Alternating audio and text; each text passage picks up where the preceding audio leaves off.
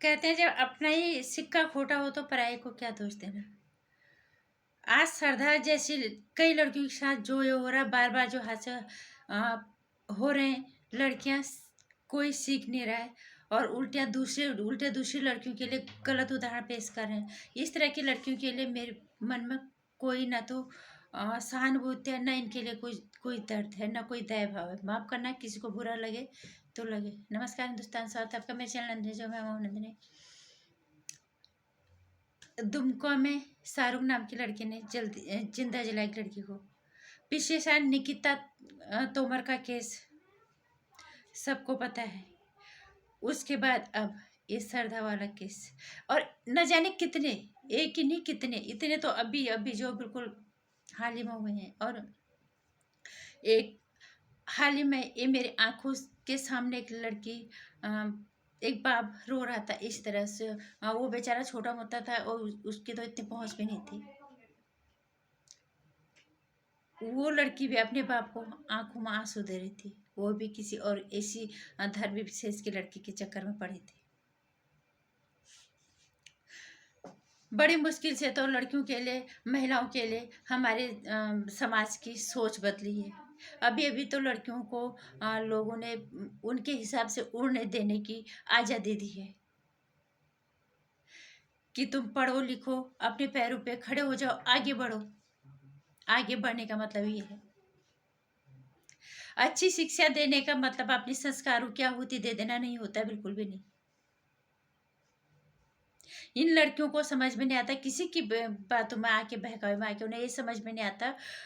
वो माँ बाप जो हमें सही रास्ता दिखाते हैं, जो हमें उड़ने की आज़ादी देते हैं, आखिर आखिर में आंसू उन्हीं के हिस्से में आते हैं, उनके हिस्से में आंसू ही आते हैं। वो तो तुम्हारे टुकड़े करके चल देते हैं। प्यार का मतलब सूटकेस में बंद, बोरी में बंद, कभी नदी में, कभी तालाबों में, कभी खेतों में। एक लड़की को जब उड़ने की आज़ादी दी जाती है, तुम शिक्षित बनो, तुम आगे बढ़ो। पढ़ने लिखने का मतलब ये लिव इन रिलेशनशिप कहाँ से आया है? ये ज़्यादा पढ़ा लिखा देने का नतीजा ही लिव इन रिलेशनशिप है। मुझे लगता था आज तक के बड़े स्तर पर जो लोग हाई फाई हैं, ज़्यादा पैसों वाले हैं, कि ये इतने निचले स्तर तक भी जहाँ कहते हैं कि संस्कार सुरक्षित है, वहाँ भी इसने अब सेहत मार ली।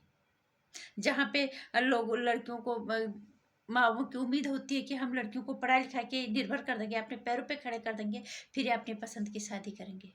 आज माँ बापों के ख्यालात इतने खुले हो गए, उनको उनकी पसंद की शादी करने के लिए कभी नहीं रोकते। लेकिन लड़कियां इतनी खुदगर्ज हो गई आज, उन्हें समझ ही नहीं आता। दूसरी लड़कियों के लिए गलत उदाहरण पेश करती हैं। माँ बापों के प्यार के, माँ बापों के भरोसे के, माँ बापों के जज्बातों के टुकड़े टुकड़े टुकड़े करके उनके संस्कारों की आहुति देती हैं लड़कियां। फिर नतीजा होता है इनके प्यार के, इनके जज्बातों के, इनकी भावनाओं के, इनके शरीर के टुकड़े कर दिए जाते हैं। इन्हीं के संस्कारों का बिस्तर लगा के इनके टुकड़े कर दिए जाते हैं। एक लड़की के लिए हम मान लेते हैं कि एक लड़की के साथ हो गया, दूसरी लड़कियां सीखती नहीं है, बिल्कुल भी नहीं। एक के बाद एक इस तरह के, अगर कोई लड़की सीखने वाली, क्योंकि लड़कियों के अंदर आजकल गुरूर, अहंकार बहुत ज्यादा आ गया। पढ़ाई लिखाई करा देने का, ज्यादा पढ़ने लिखने के लिए शिक्षित कराने का नतीजा यह है, ये लिव इन रिलेशनशिप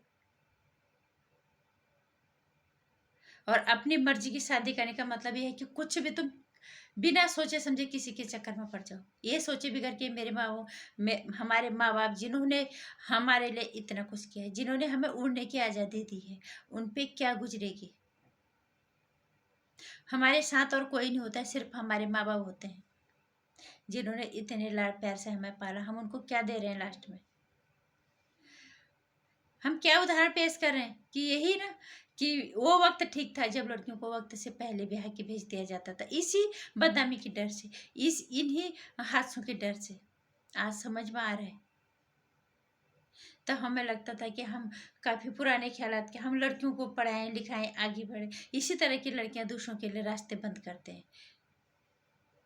इस लड़की के लिए मुझे बिल्कुल भी दया नहीं है, चाहे किसी को अच्छा लगे चाहे बुरा लगे। इतने सारे केसेस हो चुके इसी तरह के। एक धर्म विशेष के लोग सोचते भी नहीं है किसी की लड़की को लाके हम उनको कभी बोरे में लाश मिल रही है तो कभी सूटकेस में लेकर नदी किनारे मिल रही है तो कभी खेतों में मिल रही है।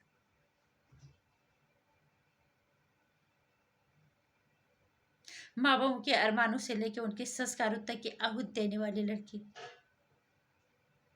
इतने गंदे खेल में पड़ने से पहले एक सेकंड भी नहीं सोचती उन माँ बापों के लिए,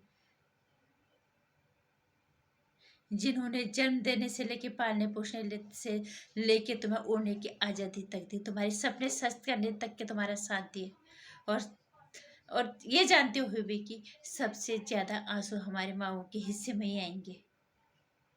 उनके लिए वो आंसू तब तक रहेंगे जब तक वो इस दुनिया में रहेंगे। दुनिया में रहेंगे, चिता में जाने जाने तक भी उनके आंसू कभी थमेंगे नहीं, क्योंकि माओ के इसलिए सारी माँ बेटियों का ये फर्ज बनता है, औलाद का फर्ज के वो आंसू उन्हें ना दें कभी। किसी हादसे से लड़कियां सीखती भी नहीं है। अभी भी मैं कहना चाहूंगी जो भी लड़के हैं तुम्हें उड़ने की आज़ादी दी है तो अपनी पसंद का साथी चुनने का पूरा अधिकार है। इस तरह के हादसे से सीखो, अपने घर के संस्कारों के, अपने माओ के अरमानों के, उनके जज्बातों के, अपने संस्कारों के आहुति मत दो। उनके उनके जज्बातों के टुकड़े मत करो जिनके हिस्से में ये आंसू आते हैं। कोई नहीं रोता माओ के अलावा, ये बात लड़कियों को याद रखनी पड़ेगी। कोई नहीं रोता, सिर्फ माँ बाप रोते हैं। कम से कम उन माँ बापों के लिए सोचो। तुम्हें तुम्हारी पसंद का साथी चुनने के लिए कभी माँ बाप आज सब आजाद ख्याल हो, कोई मना नहीं करते, लेकिन इस तरह के हाथ से प्यार के नाम पे तुम्हारे प्यार के टुकड़े, सूटकेस, बोरी, नदी नाले तो सुनाई था, फ्रिज भी सुन लिया। अब एक शरीर प्यार के 35 टुकड़े और वो भी फ्रिज के अंदर। अब भी अगर कोई लड़की सीखेगी नहीं तो उसके बाद भी अगर ये हादसे होते हैं, हम किसी को दोष नहीं दे सकते इस मामले में। शायद ज्यादा पढ़े, ज्यादा शिक्षित हो जाना, ज्यादा शिक्षित कर देना ही हमारे लिए कलंक बन गया है।